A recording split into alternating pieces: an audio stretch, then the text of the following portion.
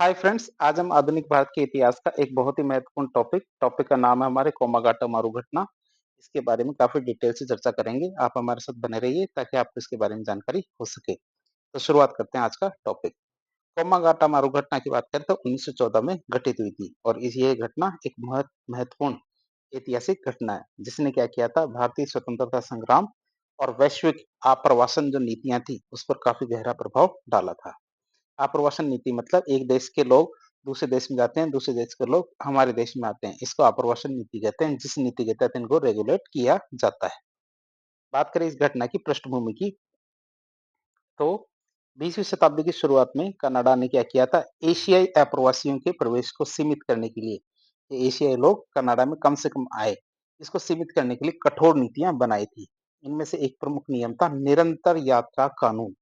नियम को आप याद रखेंगे, कौन सा कानून था? यात्रा कानून, जिसके अनुसार क्या था, अप्रवासियों को अपने जन्म स्थान से बिना रुके सीधे कनाडा आना आवश्यक था। यदि वो कनाडा आना चाहते थे, जो उनका जन्म स्थान था वहां से सीधे कनाडा आना था, बीच में कहीं भी वो नहीं रुकेंगे।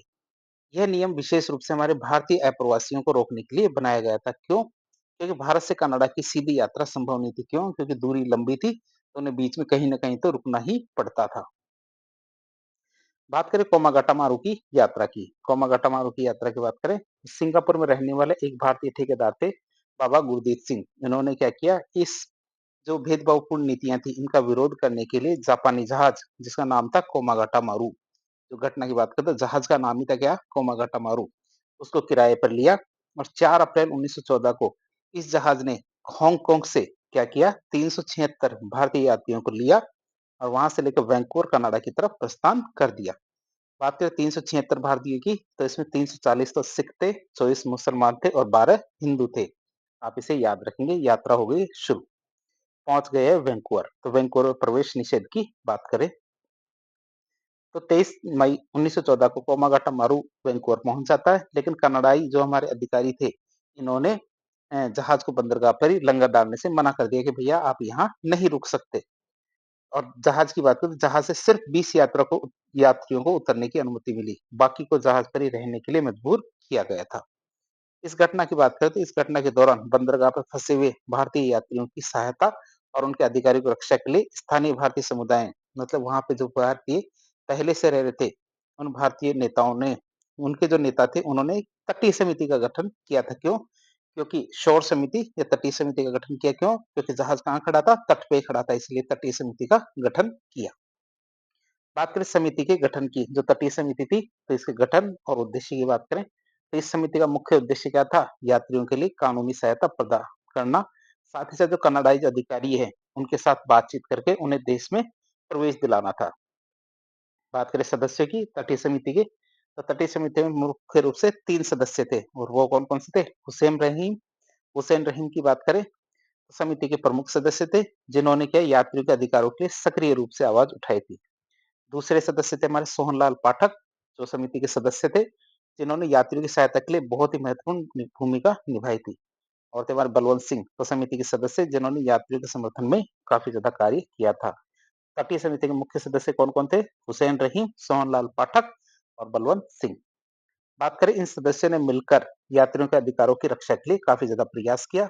अमेरिका में रहने वाले भारतीयों ने भी इनके पक्ष में आंदोलन चलाया था। क्यों? क्योंकि अमेरिका कनाडा के जस्ट बगल वाला या पड़ोसी देश है, जिसमें हमारे प्रमुख आंदोलनकारी हमारे रामचंद्र, भगवान सिंह, सोहन सिंह, बिरकतुल्ला सिंह, तो इस तरह हमारे जो अमेरिका में रहने वाले जो आंदोलनकारी थे, उन्होंने भी इनका समर्थन किया था कि कैसे भी करके जो फंसे हुए भारतीय थे उनको कनाडा में प्रवेश मिलना चाहिए।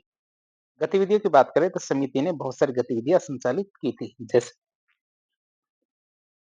पहली गतिविधि आती है कानूनी सहायता, तो समिति ने यात्रियों के लिए कानूनी प्रतिनिधित्व की व्यवस्था की थी, ताकि वे कनाडा में प्रवेश के अपने जो अधिकार है इसकी रक्षा कर सके। धन संग्रहण की बात करें तो समिति ने क्या किया, स्थानीय समुदाय से धन इकट्ठा किया, जिससे कानूनी खर्चों और यात्रियों की अन्य जो आवश्यकताएं थी उनको पूरा किया जा सके।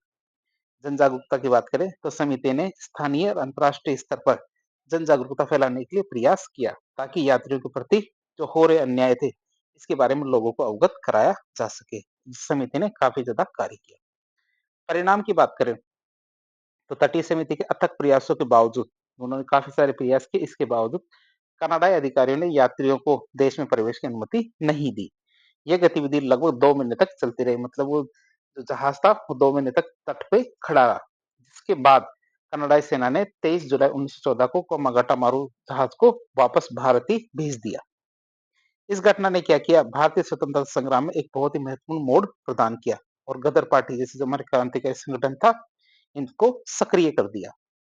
बात करें भारत की वापसी की और एक बजबज की घटना होती है, उसकी बात करें तो कोमागाटा मारू जहाज वापस जापान की याकोहामा बंदरगाह था, वहां तक पहुंचा। तब तक क्या था, पहला विश्व युद्ध शुरू हो चुका था।